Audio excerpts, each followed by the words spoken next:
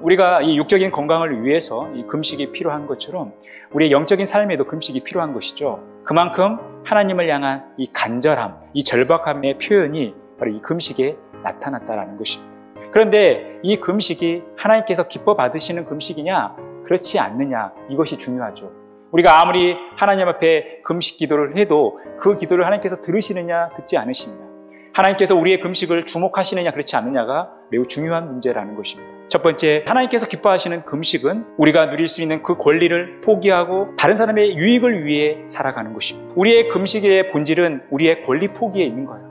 내가 하고 싶은 것들을 하지 않고 그것을 포기하고 다른 사람의 유익을 위해서 살아가는 것입니다. 우리는 우리가 누릴 수 있는 권리들이 있어요. 하지만 우리가 이 권리를 포기하고 다른 사람의 유익을 위해 살아가야 된다는 거예요. 이것이 하나님께서 기뻐하시는 금식이라는 것입니다. 두 번째, 하나님께서 기뻐하시는 금식은 하나님을 존귀하게 여기고 하나님께 집중하며 그 안에서 즐거움을 누리는 것입니다.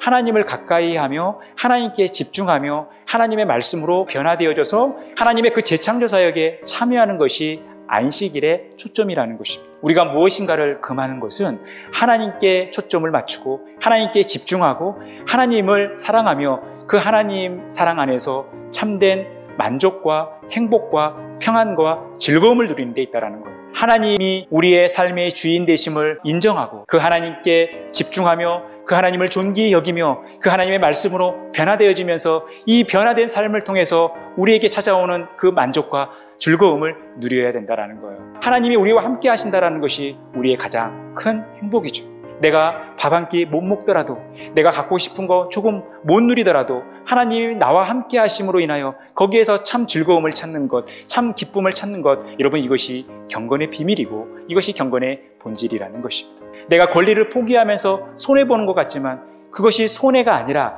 하나님께서 더 채워주신 은혜라는 사실을 우리가 늘 기억하셔야 된다는 것입니다. 하나님께서 말씀하시는 이 금식은 우리가 먹는 거에 한정되지 않는다는 거예요. 우리의 삶의 전반에 걸쳐서 일어나는 금식을 의미한다는 거예요. 우리의 삶의 총체적인 양식을 문화라고 하는 거예요. 이 문화라는 것은 하나님께서 우리에게 주신 선물이고 우리의 지혜의 산물이기도 하지만 이것이 하나님을 거역하고 하나님으로부터 멀어지는 일로 쓰여진다면 우리의 모든 문화의 산물들은 오히려 우리의 신앙생활에 독이 될 수 있다는 거예요.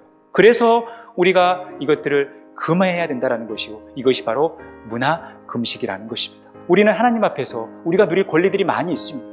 우리가 누릴 문화들이 많이 있어요.